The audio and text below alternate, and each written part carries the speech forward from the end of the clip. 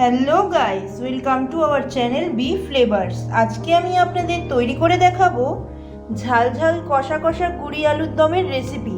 তো চলুন দেখা যাক কিভাবে আমরা এটা তৈরি করি।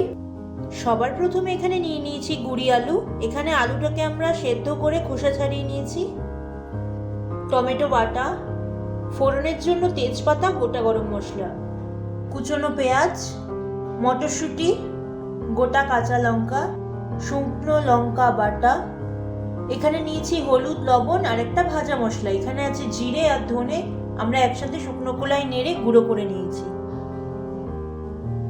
আর লাগছে সামান্য চিনি।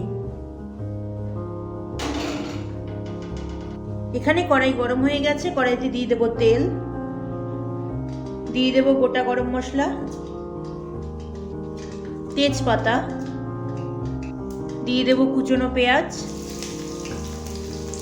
পেঁয়াজটাকে লাল লাল করে ভেজে নেব। দিয়ে দেব সামান্য চিনি। এখানে পেঁয়াজ ভাজা হয়ে গেছে, দিয়ে দেব ভাজা মশলা, হলুদ আর লবণ। সবকিছুকে আবারও খুব ভালোভাবে মিশিয়ে নেব। দিয়ে দেব শুকনো লঙ্কা বাটা,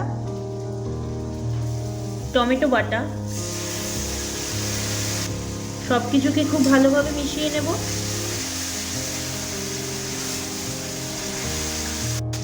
দিয়ে দেব কয়েকটা গোটা কাঁচা লঙ্কা। এবার মশলাটাকে খুব ভালোভাবে কষিয়ে নেব।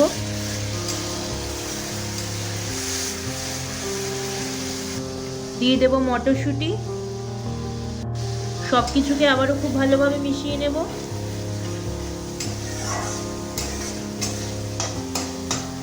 এখানে মশলা কষানো হয়ে গেছে, মশলা থেকে তেল ছেড়ে দিয়েছে।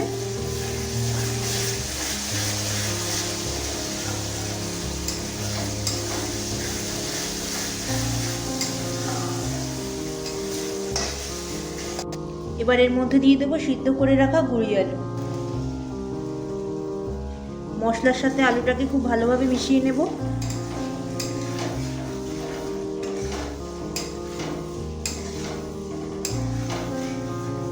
দিয়ে দেবো সামান্য গরম মশলা।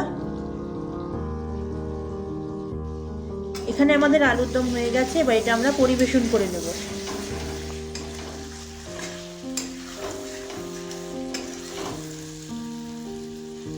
ব্যাস তৈরি হয়ে গেল আমাদের ঝাল ঝাল কষা কষা আলুর দম।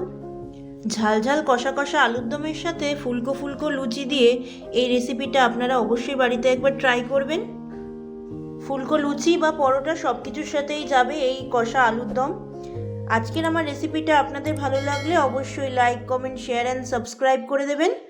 তো আজকের মতো ভিডিওটা এখানেই শেষ করছি। দেখা হবে আগামীকাল নতুন পর্বে নতুন আরেকটা রেসিপি নিয়ে।